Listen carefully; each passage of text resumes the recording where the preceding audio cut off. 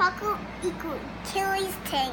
These Achilles Tings are usually feed at night. These fish have dots on them so they know which fish they are. They have spots on their tails so they can get every fish so they swim fast. They are usually covered into the rocks. There are spines on their top so they have the little things on them so they can swim better. Faster. They have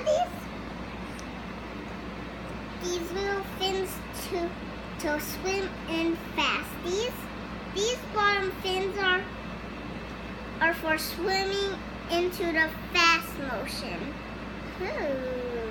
These fish are kind of cool. Huh? Mhm. They're kind of cool, huh? Mhm.